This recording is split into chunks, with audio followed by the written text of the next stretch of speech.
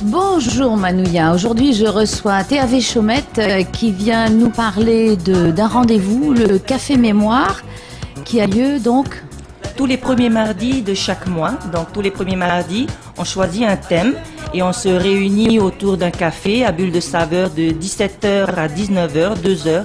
Et donc à chaque fois on touche un sujet qui a bien sûr une relation avec la maladie d'Alzheimer. Oui, parce que là, en fait, toi, tu es représentante de cette association. Comment voilà, ça se passe? Je suis la présidente de cette association, c'est mon deuxième mandat. Et qui s'appelle l'association? Qui s'appelle Polynésie Alzheimer. Mais on va dire qu'on est quand même coaché par France Alzheimer Nouvelle-Calédonie, qui eux, ça fait déjà plus d'une quinzaine d'années d'existence, et donc qui nous accompagnent un petit peu, comment mettre en place les cafés mémoire, les thèmes, les sujets. Voilà, vous avez eu des professionnels pour vous aider. Vous n'êtes pas un beau jour monté comme ça. Non, c'est pas possible. Donc il a fallu qu'on regarde un peu autour de nous et puis qu'on s'imprègne des expériences de chacun. Voilà, et quel a été ton déclencheur, toi? Maman, à la suite du décès de papa, j'avais remarqué qu'elle avait des petits troubles, bien sûr, de mémoire au début, et puis des fois les histoires, elle mélangeait un peu tout. Et donc, je suis allée prendre un rendez-vous chez le neurologue. À l'époque, on allait directement voir le neurologue. Aujourd'hui, par contre, on a un centre mémoire qui existe depuis 1 an maintenant, octobre 2014. Et donc, il faut prendre un rendez-vous là-bas par l'intermédiaire de son médecin généraliste. Donc, vous expliquez à votre médecin généraliste que à la maison, vous avez remarqué certaines choses. Voilà, on prend rendez-vous pour la personne voilà. qu'on soupçonne. On soupçonne, voilà. Au début, bien sûr, c'est toujours des soupçons. Et il faut faire un diagnostic parce qu'il se peut que ce soit autre chose. Donc, ce médecin traitant va prendre un rendez-vous pour le malade au centre mémoire du Taoné. Et en une journée, le malade rencontre 5 spécialistes. Et donc, normalement, en fin de journée, le diagnostic est posé, que ce soit Alzheimer, que ce soit une tumeur au cerveau ou d'autres pathologies. Et donc, voilà, après, c'est posé. Et après, vous, avec d'autres personnes, parce que malheureusement, c'est une maladie qui touche pas mal de personnes, ici aussi, hein. En fait, les personnes âgées augmentent et puis elles vivent de plus en plus âgées. Et c'est une maladie qu'on développe en fait chez les personnes âgées. C'est un vieillissement précoce de la personne âgée. Et aujourd'hui, les neurones qui se connectent plus. Ils se connectent plus au début parce que certains neurones meurent. Et comme c'est un gros réseau, alors ils vont essayer de se connecter par d'autres moyens, d'où justement ces petites défaillances, mauvais caractère. Souvent, les familles se plaignent que son attitude a changé, ses plaisirs ont changé. Avant, elle faisait le ménage, elle veut plus faire le ménage. Avant, elle aimait les plantes, elle aime plus les plantes. Voilà, c'est vraiment un changement de comportement. Ce sont des prémices qui nous permettent c'est le début. C'est le début. Ensuite, ça va s'aggraver, on va dire, pour arriver à une perte totale d'autonomie, puisque c'est les neurones qui sont touchés. Donc, si les neurones de parler meurent, le malade ne parlera plus, il ne saura plus parler. Ce n'est pas qu'il ne veut pas parler, il ne sait plus parler. C'est important de comprendre ça parce que ça permet beaucoup de conflits à la maison. Si la veille, par exemple, papa marchait très bien et le lendemain il se réveille, il ne sait plus marcher. Il ne faut pas croire qu'il fait des manières, qu'il est en train de vous embêter. C'est la maladie. C'est un fusible qui a sauté. Voilà, c'est le neurone qui est mort. Et malheureusement, il n'y a rien à faire. Non, il n'y a rien à faire. Il n'y a pas de médicaments. Il faut que la famille comprenne et continue à accompagner parce que ça va être la parole, ça va être le marché. C'est ne plus reconnaître à quoi sert une fourchette, ne plus se baigner, ne plus savoir s'il a mangé, s'il n'a pas mangé. Donc, il a besoin d'être assisté jusqu'à sa fin de vie. Oui, alors donc justement, là, la prochaine réunion, votre prochain café débat, c'est sur les soins palliatifs. Voilà, donc à l'hôpital, il existe une équipe mobile des soins palliatifs. Donc, ils sont invités mardi prochain à venir à Bulle de Saveur à partir de 17h. Donc, ceux qui sont intéressés, ce n'est pas que pour Alzheimer. Alors, on va répéter ce que c'est que les soins palliatifs.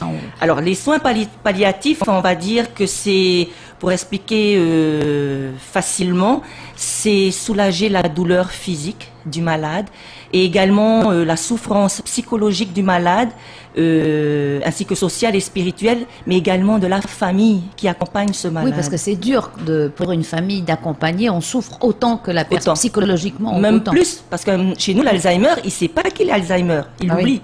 Donc lui encore, il avance, mais la famille qui est au quotidien et qui voit sa personne âgée dépérir, c'est très lourd, c'est pas seulement physique. Des fois, on a tendance à croire que ça doit être fatigant. C'est pas que physique, c'est surtout mental, psychologique, émotionnel, de voir son parent s'en aller doucement et ne plus reconnaître la famille, ne plus avoir sa place puisqu'il ne sait plus qui il est.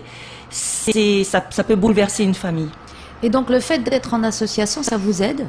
Énormément, parce que c'est une maladie. Je parle des familles. Hein. Oui, c'est une maladie qui isole les familles, parce que lorsqu'on a un malade, on a tendance à pas le cacher, mais à vivre isolé. On évite de recevoir du monde parce qu'on ne sait jamais s'ils vont piquer une colère. Voilà, donc on vit isolé. Et on les sort plus. On les sort plus, et tout doucement.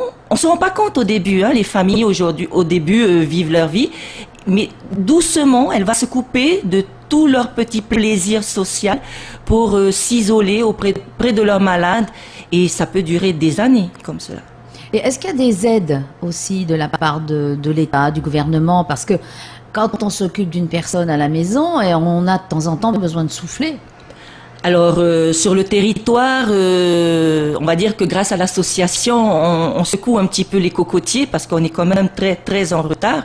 En France, on va dire qu'il y a les EHPAD. Ce sont des établissements spécialisés, médicalisés, et même qu'on peut déposer juste à la journée. Par exemple, des fois, les familles peuvent déposer le matin et en fin de journée, ils récupèrent leur malade. Surtout, on va dire quand la maladie n'est pas encore totalement installée. Mais encore faut-il que le malade accepte. Voilà, alors des fois, lorsque la maladie est bien installée, le malade, il se rend plus compte. Donc je pense que c'est beaucoup plus facile à ce moment-là. Mais lorsque le malade est toujours un peu conscient, a toujours des moments de lucidité, parce que des fois, il a des petits moments de lucidité, ça peut être difficile. Et puis, les familles tahitiennes ont tendance à vouloir garder leurs malades quand même à la maison. Mais voilà, tout le monde travaille, tout le monde est occupé. Et donc, on a besoin, par exemple, d'une auxiliaire de vie. Voilà, des soins à la personne. À la maison. Pendant que tout le monde n'est pas à la maison, il faut surveiller. Hein. Maman m'a déjà inondé la maison 2-3 fois. Elle ne me l'a pas brûlée. C'est très bien. L'eau, mais pas le feu, c'est bon. Voilà, mais ça peut arriver. Donc, il faut toujours les surveiller. Et puis, comme je disais, ils oublient de manger, ils oublient... Donc, si vous n'êtes pas à côté, un malade d'Alzheimer... Comme un enfant, un bébé. Je dirais des fois même c'est pire qu'un bébé, parce qu'un bébé, vous l'éduquez, vous lui dites ne fais plus ça, il ne recommencera pas. Un malade d'Alzheimer, vous perdez votre temps à l'éduquer, il n'y a plus d'éducation possible. Il ne sait plus le faire, il ne pourra plus jamais le faire. Oui, donc, ça doit être très dur pour les familles d'accepter d'être impuissants. Voilà, si ce n'est qu'être là, accompagner. Accompagner, donner de l'amour. Lorsque le malade pique ses crises, ne pas s'énerver, parce que le malade, il oublie vite. C'est sa chance. Mais vous, toute la journée, vous êtes énervé. Vous allez ruminer. Rumine, hein, et on a beau dire, bon, c'est la maladie, mais la réalité est que ça fait des conflits dans les familles. Il y a des frères et des sœurs qui se déchirent à cause des propos que maman ou papa a dit. Et c'est dur pour eux de comprendre que c'est une maladie. Il ne faut plus écouter ce que le malade dit. Il ne faut plus essayer de régler les conflits familiaux avec un malade d'Alzheimer. Tout ça, c'est fini. Il faut l'accompagner. Même s'il est énervé, ne pas rentrer dans son énervement. Beaucoup de démence. Les malades d'Alzheimer sont très angoissés parce qu'ils se sentent attaqués. On les vole, on veut les tuer, il y a des gens dehors qui veulent les agresser.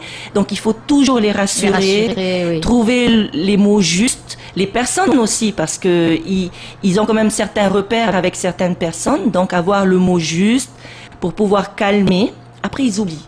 Donc voilà, et puis savoir un peu orienter ses pensées vers autre chose. Des fois, maman elle cherche ses parents qui sont décédés dans la maison. Et si je lui dis non, ils sont morts, ça peut faire un choc. Donc, en général, je dis, écoute, ils sont partis au FAP, ou j'essaye de retourner dans son contexte de l'époque. Dans son univers. Dans son univers, j'ai dit, tes parents, ils sont partis, comme ils étaient agriculteurs, ils sont partis dans leur FAP. Et il accepte. Elle dit, ah bon, D'accord. Donc je vais les voir tout à l'heure. J'ai dit voilà maman, tu vas les Et voir. après, elle oublie qu'elle a Et elle mal. oublie, et on passe à autre chose. Donc il faut à chaque fois calmer cette angoisse pour pouvoir avoir des moments agréables avec eux, et on en a des moments agréables. Donc, on va savoir, en ayant ce débat, qui sera là mardi.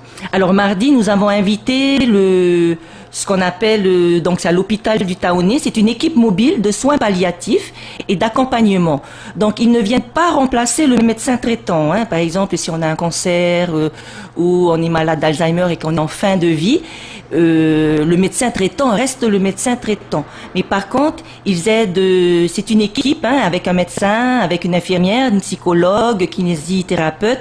Vous pouvez prendre rendez-vous avec eux et ça vous permet d'accompagner la fin de vie.